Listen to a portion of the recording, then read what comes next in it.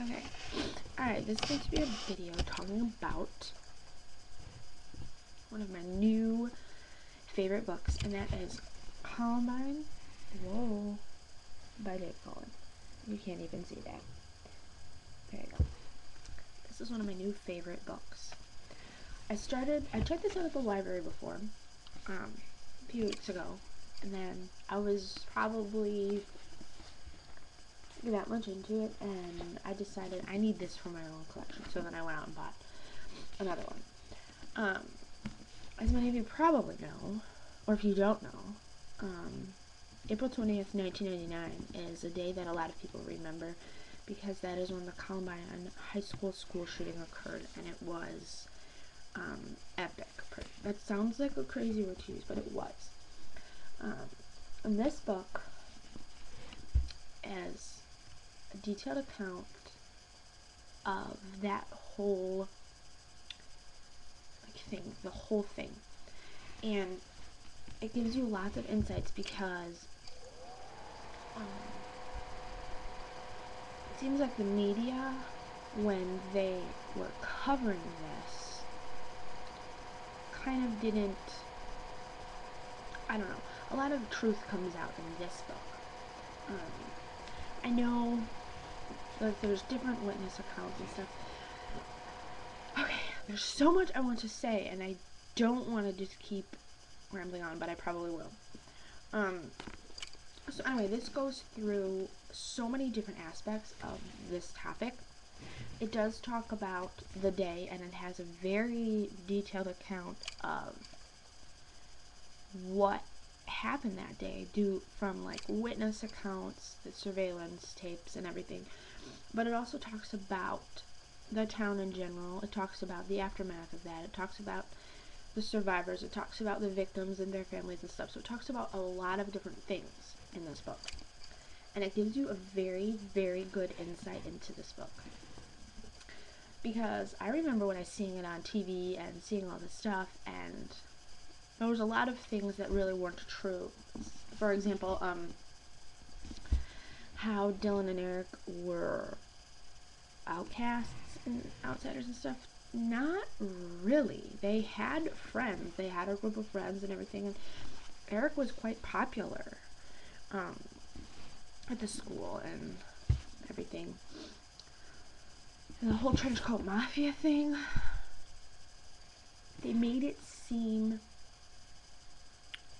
something it wasn't, because the trench coat mafia actually came about the year before when they were juniors, not the year that it happened, in 1998.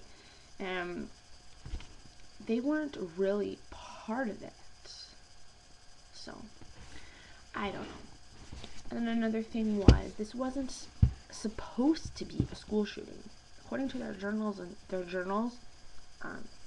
Eric and Dylan's journals that they left behind, it was supposed to be like a massive bombing, and the bombs they placed in the cafeteria and library did not go off. So there was something wrong with that, like the timing device or something they did wrong. And then that's what it was supposed to be. It was supposed to be kind of, because they got, not inspired, but I guess you could say inspired by Timothy McVeigh and that whole thing. So, yeah, and another big thing that really surprised me about this book, is another thing that I'm sure a lot of you know about Cassie Barnell, who supposedly was the one who said yes when the gun was pointed at her. But that was kind of a misunderstanding, because that wasn't what happened to her. She didn't have time, according to the girl that was next to her, Emily, I forgot her last name, but according to the girl that was next to her, next to Cassie in the library, that she didn't have time to talk. She didn't say anything. But the girl who did say yes was Val, I don't know the last name, but it starts with an S. I don't remember how to say it. But that's really weird, because it does talk about the book that was published, which I had bought shortly after Columbine happened. She Said Yes, The Unlikely Martyrdom of Cassie Barnell. Okay, and then in this book, says that this was just supposed to be about Cassie's life, and that the Columbine thing was only a small part of it. But my question is, if that's the case, then why does it say it right there, like right when you're reading this, like what it's about? But it does say in here that it's, hang on, let me find it. And at the time when I bought this, I thought this was accurate and this was true, this was correct. But apparently, because Dave Cullen went through a lot of research, and I'll go back to that in a second. But what it says in this book is, though the precise chronology of the murderous rampage that took place at Columbine High School on April 20, 1999, including the exact details of Cassie's death, may never be known, the author's description as printed in this book is based on the reports of numerous survivors of the library and takes into account their varying recollections. Okay, so, and I know that Emily was interviewed, she really was very shocked that they were like, she was like, well, why are they saying this and everything, and she eventually did come out, and the Barnells did eventually find out that that wasn't the case, but the church kind of stuck with that story and continued publishing the book. So, yes, and it's a small publishing company, I think, so I don't know. So that was really interesting. I'm like, really? It wasn't her? Are you kidding me? What? It's like, what happened? I think because it was so many witnesses and so much going on, there was such chaos that obviously it was hard to figure things out, but anyway, back to this book again. At first I was kind of like, okay, well, how reliable is this author, first of all? Because of course you don't want a jaded point of view, you want a good point of view, but since he is a journalist and he's followed this story since it happened, this book took 10 years to make, which provides lots of information and lots of accuracy. And what I liked too is he kept himself out of the narrative. Like, even though he was there at different places and stuff, he didn't say I was there. He does mention himself in the notes section. Like after each chapter, which I did read just so I could, like after each chapter I did go back and read the notes just so I could figure out, so I know like where it came from and stuff. But this was tons of research. This has so much information in it. I think this is the best book about the topic so far.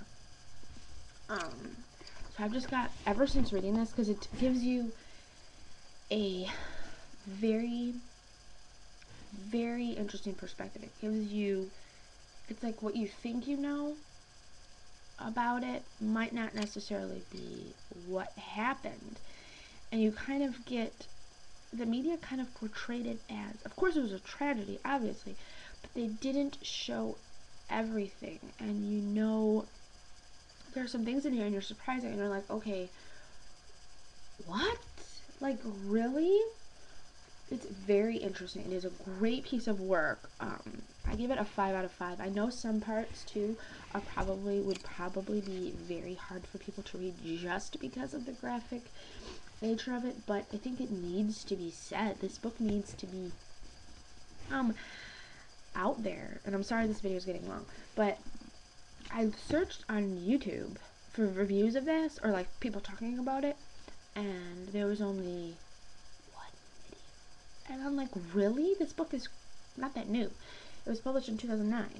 So I'm like, really? I know it's probably the topic we don't want to talk about, and it's kind of old news, but this is a really good book explaining it. And I like how also it talks about everything. It's not just, this is a book about April 20th. That's it. No. It goes beyond that. and it gives you a whole sense of this is how Littleton was. This is a reaction to it, and you get an insight too into Eric and Dylan as well. And throughout the book, their journals are referenced, and in the back there are actually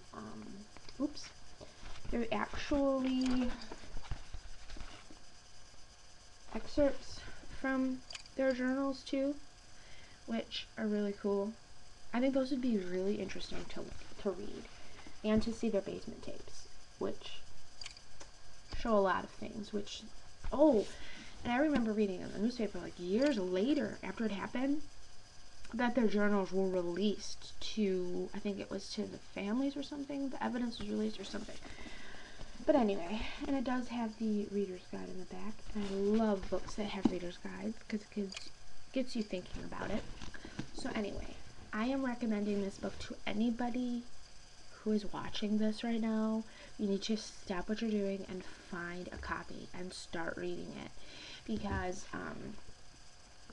you will it was hard to put down because it's so interesting and it's so detailed. He did an excellent job with this book, and this is definitely one of my top 5 now because it's so well written and well organized and well researched that it gives you just a wonderful definitive account of what happened.